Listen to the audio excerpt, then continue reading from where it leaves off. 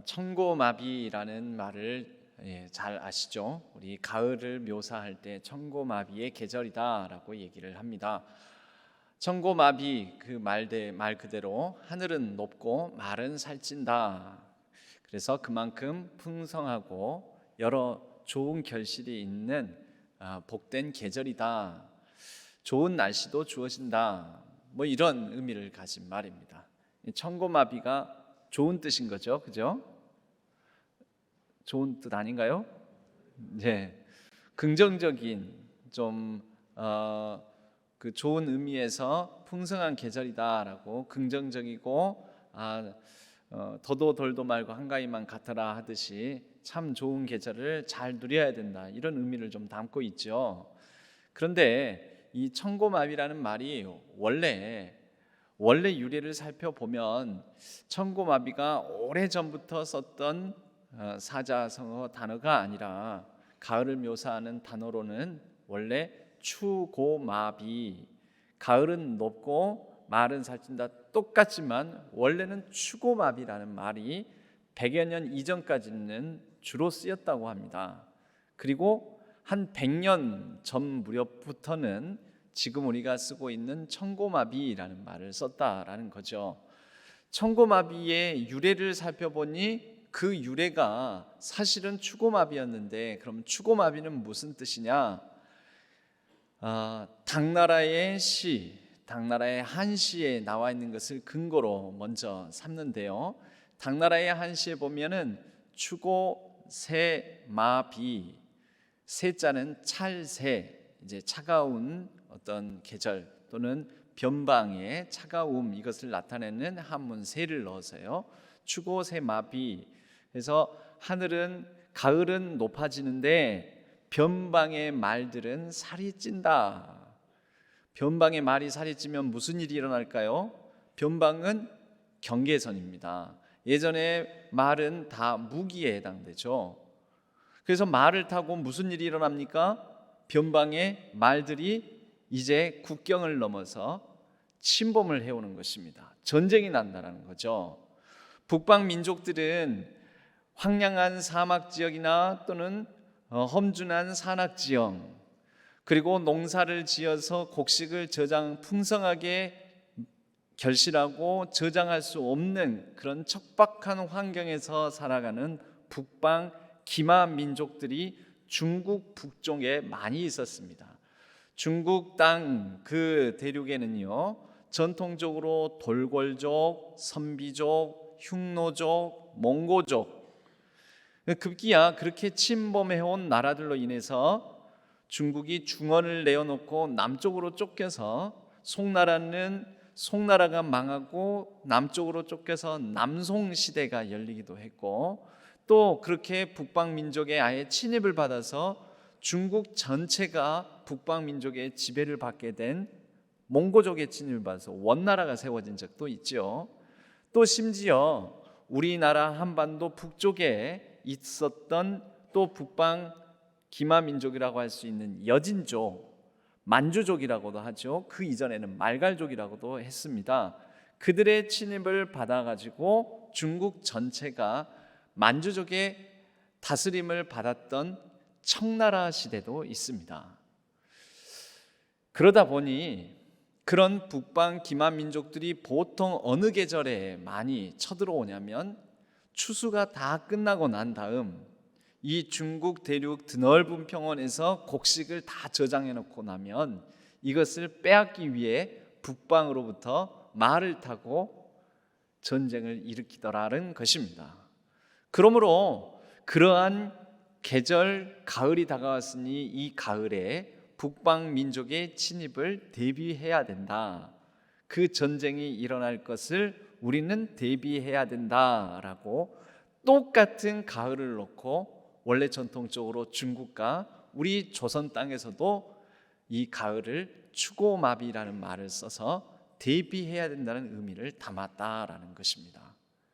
여러분, 이렇게 들어보면 가을은 결실한 계절이지만, 그래서 추수가 끝나 우리가 이제 많은 곡식들도 풍성하게 저장해 놓는 시기이기도 하지만, 이 가을을 놓고 추고마비라는 말을 사용했을 때는 어떤 마음으로 추고마비라는 말을 썼겠습니까? 곧 전쟁이 일어날지 모르니 우리는 단단히 준비해야 된다, 그런 의미로 가을을 바라봤던 것입니다. 보통 이런 북방 민족도 그러는데요, 이스라엘 백성들에게도 그들이 가을 추수거지가 끝나고 나면 이 해안 지역으로 노략질을 일삼는 민족들이 있었습니다. 그들이 블레셋입니다. 그래서 자주 이 블레셋의 공격을 받게 되는데, 공격을 받는 것은 이스라엘 백성들이 이제 가나안 땅에 정착을 해서 살게 되면서는 하나님께서 만나를 내리시지 않잖아요. 광야 시대에는 만나를 내렸습니다. 그러나 요단강을 건너 가나안 땅을 받고 나서부터는 만나가 그치게 되죠. 가나안 땅에 들어서면서 하나님께서 이제 그 땅에서 씨를 심고 농사를 지어 그 땅에서 나는 소출을 이제 먹거리로 삼아서 살아라 라는 의미가 가나안 땅에 정착하게 하신 의미고, 정착이라는 것은 농경 생활을 하게 되었다라는 의미도 담고 있습니다. 그러나 해양 민족이었던 그 뿌리를 보면 북방 지금의 스칸디나비아 반도 지역에 바이킹족이 있었는데, 이 바이킹족들은 겨울을 앞두면은 꼭 해안가에 출몰을 했습니다. 지중해 해안가까지 내려왔었습니다. 그래서 이 바이킹족들, 지금의 덴마크, 노르웨이, 핀란드, 이 사람들의 뿌리가 바이킹족이에요. 그 바이킹족들이 내려와서 배는 잘 만들어서 이 배를 타고 멀리까지 이렇게 전쟁을 나가는 아주 잔인하고 힘이 센 그런 사람들이었는데, 그런 사람들이 이스라엘 해안가까지 와가지고 이스라엘 사람들이 저장해 놓은 곡식들을 털어가는 거죠. 그러다가 여기 살만한데 해서 살게 된 곳이 블레셋 5대 도시가 되겠습니다. 그래서 그들은 블레셋 5대 도시가 해안가 쪽으로 가장 알차고 풍족하고 넉넉한 땅을 차지하고, 그곳에서 5개의 블레셋의 도시들, 뭐 에글론이라든지 가사, 가드, 아스글론, 에스돗, 아스돗, 이런 5대 도시를 거기에다 건설해 놓고 살게 되었던 거죠. 건설해 놓고 또 뭘 합니까? 이스라엘 백성들이 곡식을 지어서 잘 뭔가 해놓게 되면은 또 나와가지고 그것을 다 탈취해 가고, 그런 시대가 있었습니다. 여러분, 바로 가을이라는 때를 해석하기 나름으로 가을은 청고마비 하늘은 높고 마른 살찌우는 풍성한 계절이다, 이렇게 받아들일 수도 있고, 가을이라 풍성함이기에 북방민족으로부터 침입을 받아 우리가 큰 전란에 휩쓸릴 수도 있으므로 잘 대비하고 준비해야 되겠다, 전쟁의 불안과 두려움을 안고 이 표현을 쓸 수도 있는 것입니다. 여러분이 보기에는 여러분의 가을은, 여러분의 지금 인생의 때는 청고마비입니까? 추고마비입니까? 풍성한 결실과 풍성한 감사가 있는 청고마비입니까? 아니면 이로 말미암아 내가 빼앗길 수도 있고 염려와 걱정이 있고 불안과 두려움이 있는 추고마비적인 계절 때를 보내고 계십니까? 여러분은 어느 쪽 관점인가요? 여러분, 우리나라에 한 100여 년 전부터는 추고마비라는 표현보다는, 지금 우리가 추고마비 안 쓰잖아요, 그죠? 청고마비라는 말, 거의 같은 의미인 것 같지만 그러나 그 안에 담고 있는 뉘앙스가 다르다는 거죠. 해석이 다르다는 것입니다. 청고마비란 말을 주로 쓰게 되는데, 이 청고마비라는 말을 쓰게 된 건 한 100여 년 되었다고 말씀을 드렸습니다. 그럼 100여 년 전이 언제인가요? 지금이 21년이니까 100여 년 전이면 1921년, 1910여 년 일제시대입니다. 일본 사람들에게는 북방민족의 침입이 있을까요? 없을까요? 그들은 대륙에 그들의 땅이 맞닿아 있습니까? 아니면 맞닿아 있지 않습니까? 추수의 계절 가을에 그들에게는 북방민족의 침입이 없었습니다. 말을 타는 기만민족이 배를 타고 와서까지 일본을 치러 오는 경우가 없었습니다. 그래서 일본 사람에게는 가을은 좋은 계절이었던 것입니다. 그리고 일본 사람들이 다스리던 때로부터 우리나라에도 추고마비라는 말보다는 청고마비라는 일본 사람들이 담은 의미를 가진 그 관점이 우리에게도 들어온 것입니다. 그래서 우리에게는 가을이 어느덧 늘 풍성하고 더도 덜도 말고 이 가을, 이 말이 살찌는 계절만 같아라 라는 풍요롭고 넉넉하고 누리는 계절로서 긍정적인 의미만을 가지게 되었다라는 것이죠. 여러분, 알고 보면 같은 계절, 같은 상황에 대해서도 그 나라가 처한 문화 상황, 지정학적 위치, 그래서 이 민족의 침입을 받고 안 받고 여부에 따라서 같은 때, 같은 상황에 대한 해석이 이렇게도 달라집니다. 그리고 심지어 일본의 지배를 받게 된 그 시기로부터 우리가 이 가을을 바라보는 표현부터 일본의 관점, 일본의 해석, 일본의 시각, 일본의 다스림을 받는 그 영향의 잔재가 우리의 언어 습관과 우리의 사고 습관과 우리의 생활 방식에도 은연중에 나도 모르게 우리도 모르게 자리 잡고 있다라는 것이죠. 여러분, 이런 것이 바로 해석이라는 것입니다. 해석. 나도 모르게 그렇게 생각하고 나도 모르게 영향을 받고 있는 것. 오늘 저는 구약 이사야서의 말씀 55장을 통하여서 몇 가지 단어에 집중하여 이 단어를 중심으로 우리 성도님들과 말씀을 같이 나누고자 합니다. 먼저 첫 번째로는 때. 55장 6절 말씀에 때가 나옵니다. 때에 찾으라, 계실 때에 그를 부르라. 그리고 두 번째로는 다름. 8절 말씀에 내 생각이 너희의 생각과 다르며 너희 내 길과 너희 길이 다름이니라. 다름. 9절 말씀에 하늘이 땅보다 높음 같이 높음. 내 길은 너희 길보다 높으며 내 생각은 너희의 생각보다 높음이니라. 여러분, 이 때, 다름, 높음, 바로 이 때와 다름과 높음을 결정하는 게 뭘까요? 또 다른 단어, 생각입니다. 생각.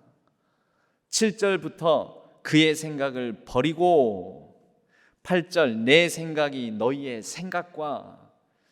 여러분, 우리가 어떻게 생각하느냐에 따라서 같은 때가 서로 다른 때가 됩니다. 같은 때에 대한 해석이 생각에 따라서 달라집니다.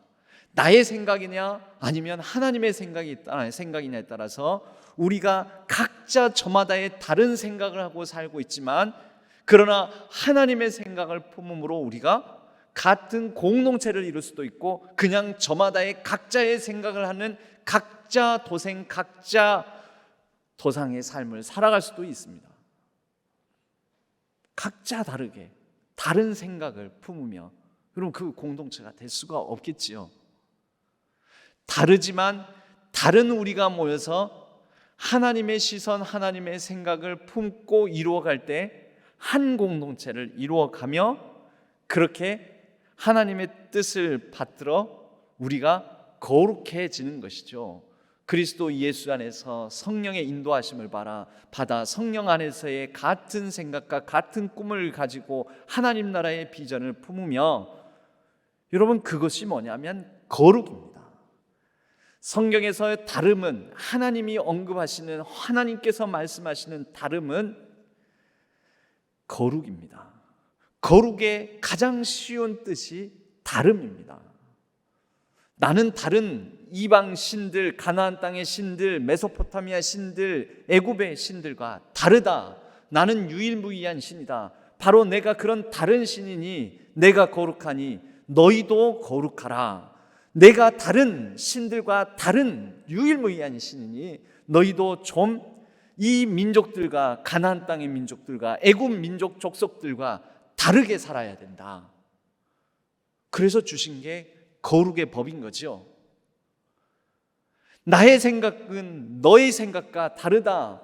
끊임없이 하나님의 생각과 달리 해석하고 달리 반응하고 다르게 살아가고자 하는 이스라엘 백성들을 향하여서 하나님은 하나님의 생각을 반복해서 예언자와 선지자들을 통하여서 가르쳐 주시고자 했습니다. 땅의 시선이 아니라 하늘의 시선을 가져야 된다. 땅의 시민권만 가질 뿐만 아니라 너희는 하나님 나라 하늘의 시민권을 가진 자다. 이 땅에서의 세속적인 생각과 이방 땅 문화와 그 다스림을 받을 것이 아니라 너희는 하나님의 백성으로 하나님의 생각을 가지고 하나님의 주권 가운데 하나님의 다스림을 받고 살아야 한다. 여러분, 그 시선의 높이, 그 시선의 높이를 하나님은 강조하셨던 것이죠. 시선의 높이가 삶의 높이를 결정한다라는 것입니다. 여러분, 바로 이런 게 프레임입니다. 프레임, 여러분 언제 어느 상황에서 프레임이라는 말을 우리가 흔히 일상 속에서 사용합니까? 창틀 말하면서 프레임 말하죠. 여러분, 창틀, 그게 프레임입니다. 맞습니다. 그런데 프레임이 작아요. 창틀이 작아요. 그러면은 창이 작은 거고, 창이 작으면은 여러분 밖의 경관을 제대로 볼 수 있습니까? 없습니까? 작은 창으로는 밖의 경치 뷰도 작게 보여요. 좁아 보여요. 그 밖으로부터 들어오는 빛이, 채광이 많이 들어옵니까? 적게 들어옵니까? 그러다가 프레임이 넓고 큰 통창을 가진 집을 딱 보면 우리가 이렇게 흔히 얘기를 하죠. 야, 뷰가, 통창이라 뷰가 기가 막히게 좋습니다. 밖의 풍경을 이렇게 널찍한 창으로 볼 수 있으니 참 좋네요. 야, 창이 넓으니까 빛이, 채광이 아주 좋네요. 빛이 많이 들어오네요. 우리가 이렇게 얘기를 합니다. 여러분, 그것이 프레임입니다. 어떤 프레임을 갖느냐에 따라서, 어떤 사고의 틀을 갖느냐에 따라서, 어떤 생각의 틀을 내가 갖고 있느냐에 따라서 내가 보기도 하고 좁게 보기도 하고 넓게 보기도 하고 많은 빛을 받기도 하고 아주 적은 빛만을 받기도 합니다. 성도에게는 성도에게 주시는 하나님의 창이 있습니다. 하나님의 프레임이 있습니다. 그 프레임을 통해서 우리는 세상을 바라볼 때 하나님의 관점으로 세상을 바라보고 나의 일상을 바라보고 나를 바라보고 내 주변을 바라보고 우리의 교회를 바라보는 것입니다. 그럴 때 우리에게 지금이 어느 때인지, 무엇을 놓고 기도해야 되는지, 그리고 지금 하나님께서 어떻게 일하시는지, 하나님께서 나를 향하여, 우리를 향하여, 교회를 향하여 무엇을 원하시는지 우리가 보고 해석하고 그에 따라 우리의 삶을, 행동을 결정하게 되는 것이죠. 여러분, 이 프레임에 관한 이런 중요한 재미있는 예화가 있습니다.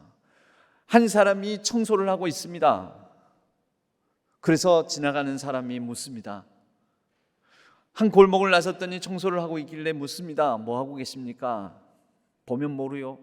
먹고 살라고 지금 이러고 있잖소. 그렇게 얘기를 하면서 역정을 내더라는 거죠. 아니, 지금 바쁘니까 말 시키지 마시오. 조금 더 갔더니 그 같은 골목길에 또 한 사람이 청소를 하고 있습니다. 뭐 하고 계십니까? 저는 이 골목을 청소하는 청소부입니다. 그래서 지금 저는 제가 맡은 일을 충실히 하고 있습니다. 조금 더 갔더니 또 그 골목의 끝에 다른 분이 청소를 하고 계세요. 뭐 하고 계십니까? 그랬더니 그분이 저는 지금 지구 한 켠을 깨끗하고 아름답게 가꾸고 있는 중입니다 라고 얘기를 하더라는 거죠.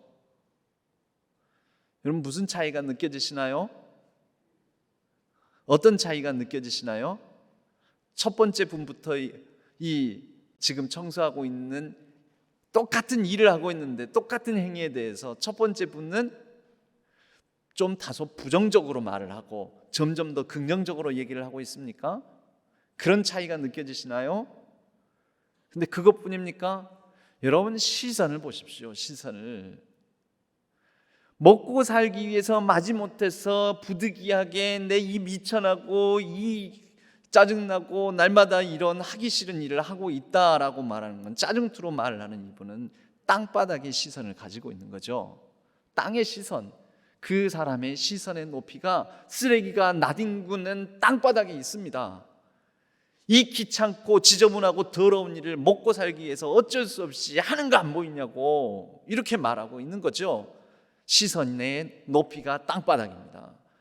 그런데 두 번째 분은 이 높이가 골목길을 바라보고 있고 자신에게 주어진 일로서 일을 충성스럽게 감당하고 있다는 일상적인 일상생활의 삶의 높이로 바라보고 있는 거죠. 저는 이 골목을 청소하는 이 역할을 맡은 사람입니다. 이게 내 일입니다. 내 직업입니다. 땅바닥이 아니라 땅바닥에서 서서 보는 거죠, 이제. 그래서 서서, 일어서서 바라보는 시선의 높이. 그런데 마지막 분은 어떤 시선을 가지고 있습니까? 그 높이가 어디입니까? 지구 차원의 높이에서 보고 있는 거죠.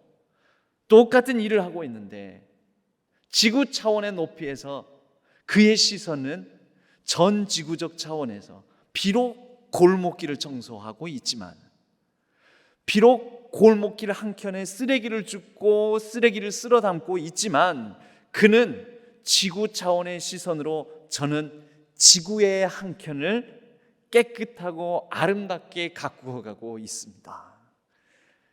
여러분, 성도의 시선의 높이는 어느 정도 차원일까요? 하나님께서 주 예수 그리스도를 통하여 우리를 구원해 주시는 것은 우리의 시선의 높이를 높이시기 위함입니다. 우리의 생각을 바꾸시기 위함입니다. 복음은 우리의 사고를 바꿉니다. 우리의 생각을 바꿉니다. 우리의 시선을 바꿉니다. 우리의 프레임을 바꿉니다. 여러분, 이 시선의 높이, 이 시선의 차이가 바로 프레임의 차이입니다. 우리 성도는, 하나님으로부터 구원함을 받은 우리는 땅 바닥의 시선을 갖지 않습니다. 우리는 원래 죄로 말미암아 죽을 수밖에 없었고 진노의 자녀였더니 주 예수 그리스도께서 우리를 살리셨고 일으키셨고, 여러분, 살리시고 일으키신 것은 땅과 함께 땅 바닥의 시선을 가지고 진노의 자녀로서, 자식으로서 심판대에 올라 죽을 수밖에 없는 우리 존재로서의 인식을, 그 시선을 높여주신 것 아닙니까? 살리시고 일으키셔서 급기야 주 그리스도, 예수 그리스도와 함께 하늘 보좌에 우리를 앉히셨으니, 에베소서 2장의 말씀입니다. 우리를 하늘 보좌에 앉히십니다. 하나님과 함께 우리를 영광스러운 그 높이에서 이 땅을, 이 세상을, 우리의 삶을, 우리에게 주어진 시간을, 사건을 바라보게 하신다라는 것입니다. 여러분, 지구적인 차원에서 저는 한켠을, 지구의 한켠을 깨끗하게 아름답게 가꾸고 있습니다.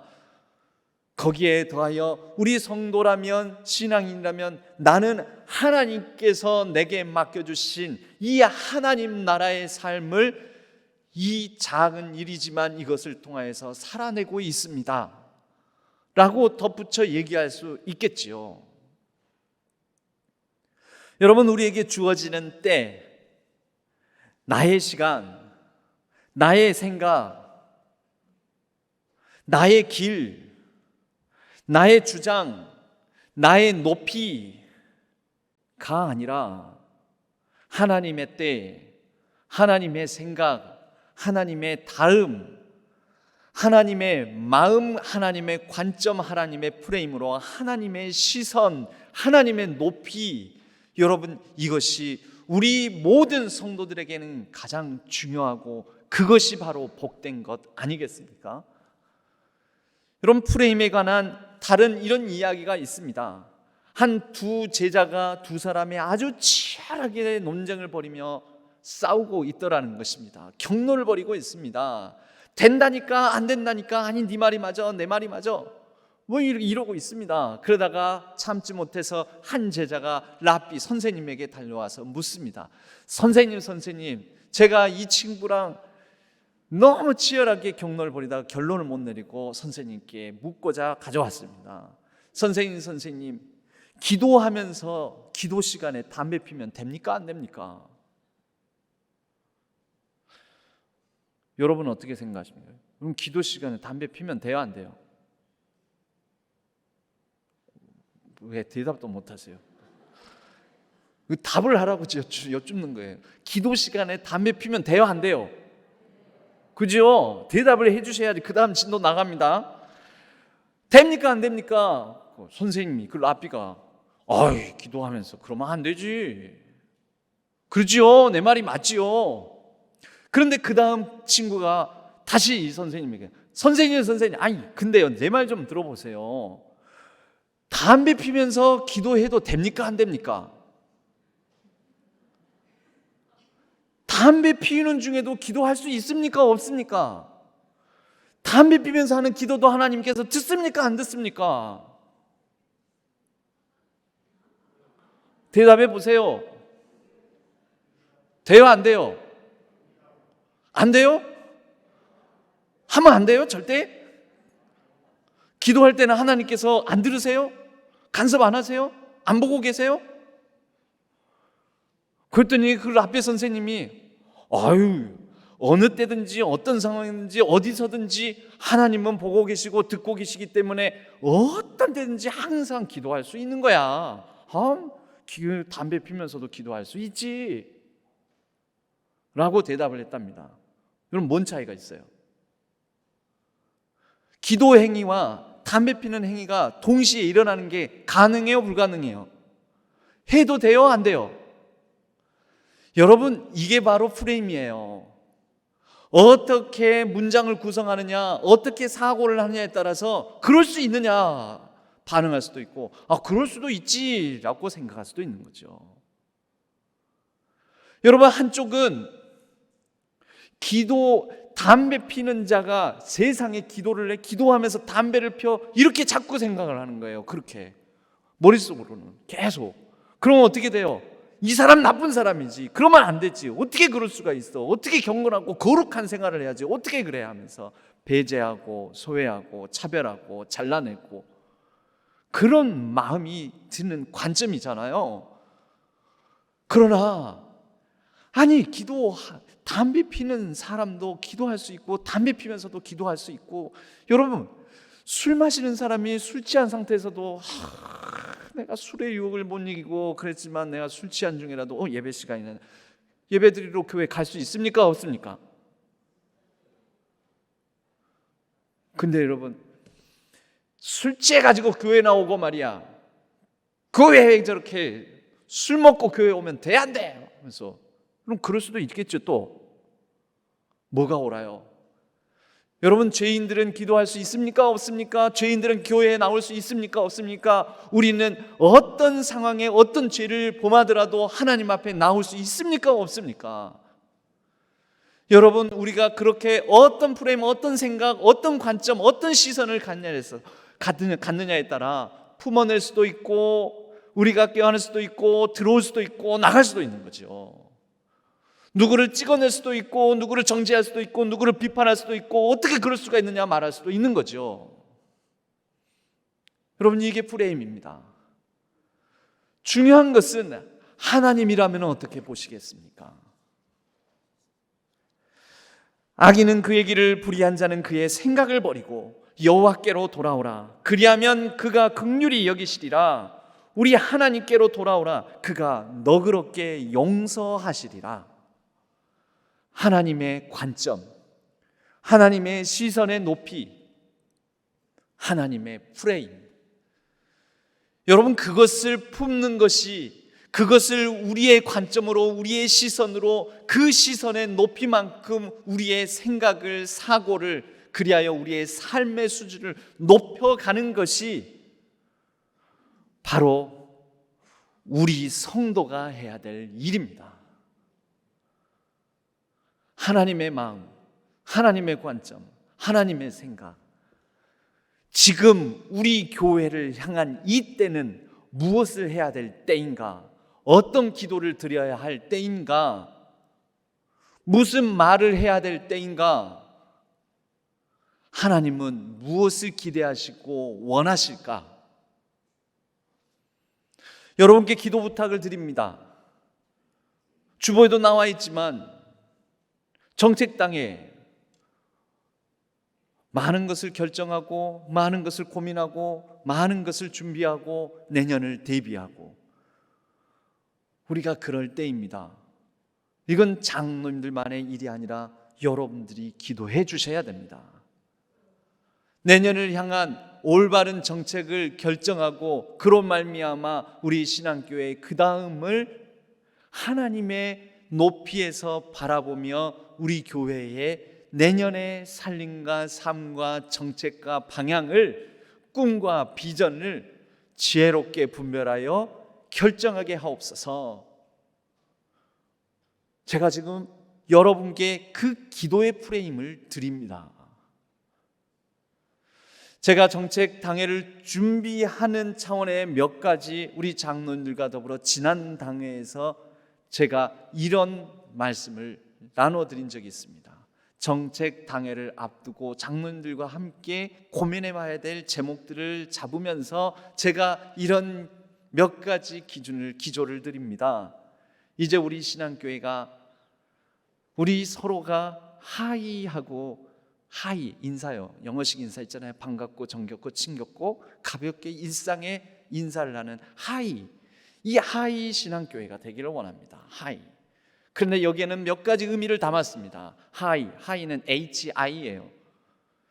그런데 말 그대로 같은 발음으로 하이.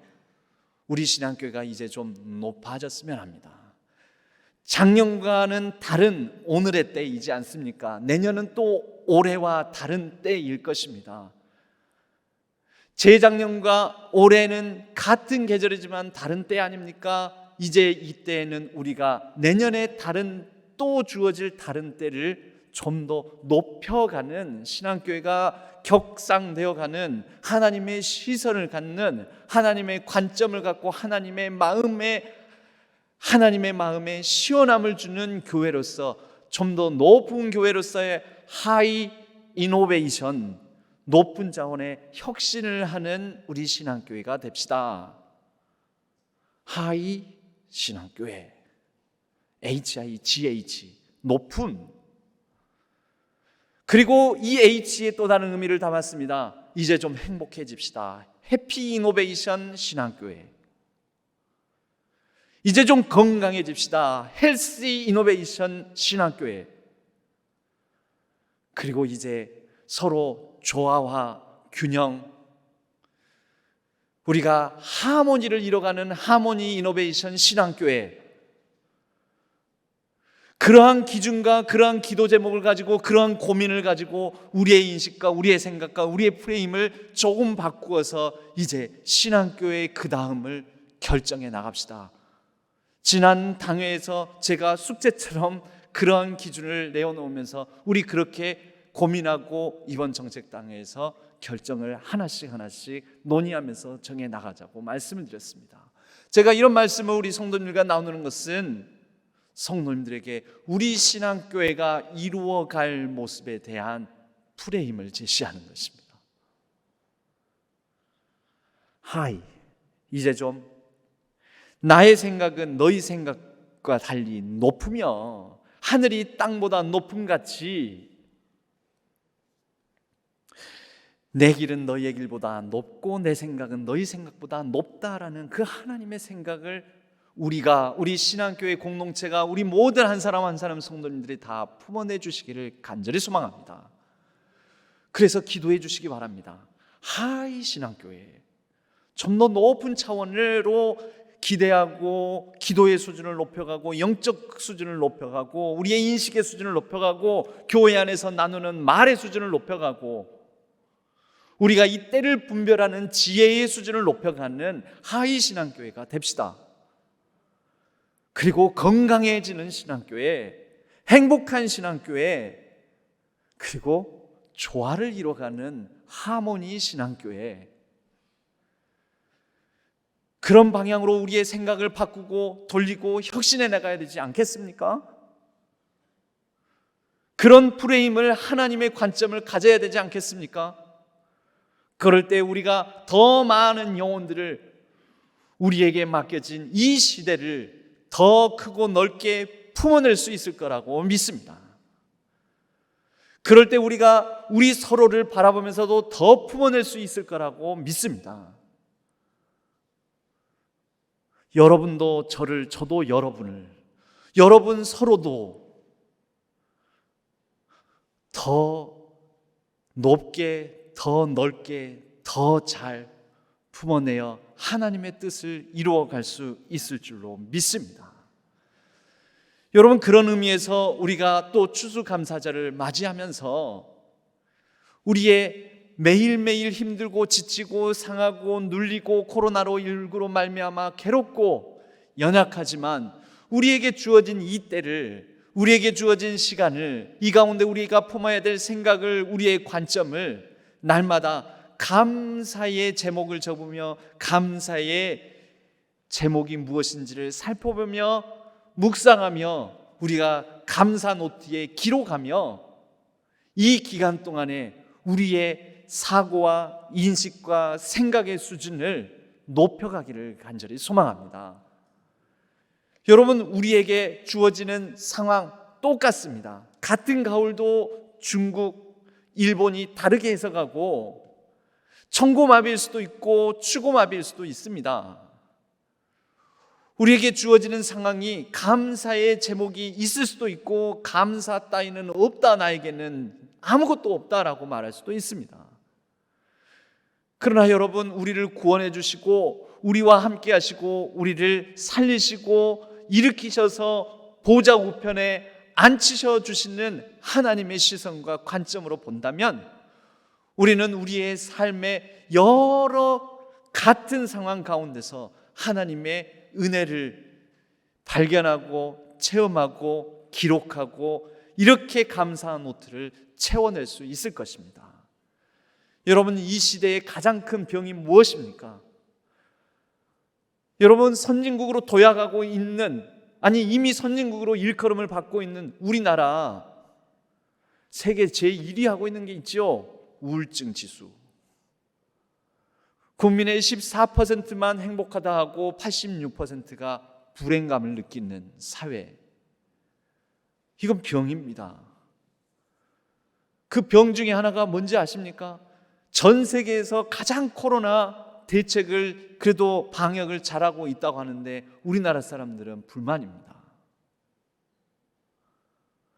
코로나 상황 가운데 전 세계적인 경기 침체 가운데서도 OECD 발표에 의하면 대한민국은 참 경제 성장 면에서도 OECD 국가들 중에서 모범을 보이고 있다고 하는데 우리나라는 난리입니다. 이번에 미사일을 잠수함에서, 움직이는 잠수함에서 탄도미사일을 쏘아 올렸는데 여러분, 이것이 전 세계에서 7위입니다. 7위. 7번째로 성사시킨 나라예요. 여러분, 우리나라가 전 세계에서 10위권 안에 들어가는 군사 강국입니다. 아십니까 혹시? 우리가 10위권 안에 들어가는, 그래서 약 6위에서 7위 정도 보는 관점에 따라서 그 정도에 해당되는 군사 강국입니다. 우리가 대국입니다. 그런데 맨날 못났다고 합니다. 누가요? 우리나라 사람들이. 여러분, 우리가 우리의 관점을, 우리의 프레임을 바꿔야 되는 거죠. 우리의 일상도 바꿔야 되는 거죠. 감사의 제목을 발굴해내야 되는 거죠. 없을까요? 있습니다. 찾아 기록하고 채우는 가운데 우리의 인식의 수준을, 우리의 삶을 바라보는 관점을 하나님 마음으로 품어 우리의 매일매일의 삶을 더욱 복되게 살아가기를 간절히 소망합니다. 여러분, 감사 불감증, 우리의 삶에 감동을 느끼지 못하는 이것은 병입니다. 영적 병. 가을은 천고마비가 아니라 가을은 우리가 이 불안과 우울감, 그리고 잘못된 프레임, 잘못된 낮은 땅의 사고에 머물러 있는 우리의 인식을 높여 무엇보다도 영적인 질병인 이 감사 불감증, 감동 불감증을 고쳐나가야 됩니다.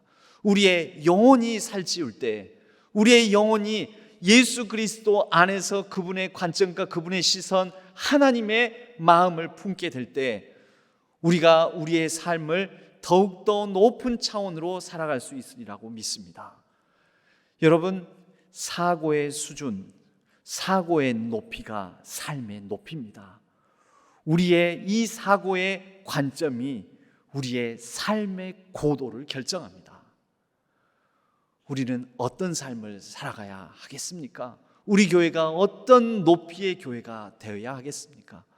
함께 더불어 감사의 제목을 발견하고 하나님의 시선을 품고자 그렇게 이 감사 주일까지의 시간을 보낼 때 저와 여러분의 인식의 수준이 하나님의 마음, 하나님으로부터 보는 그 시선의 관점을 가져 우리가 더욱더 복된 삶을 살아가는 귀한 계절이 되어 정말 방추의 계절, 가을을 대비하고 추운 겨울을 대비하고 내년을 대비하는 우리 모든 영적으로 건강하게 살찌워지는 귀한 때가 되기를 주님의 이름으로 간절히 축복합니다.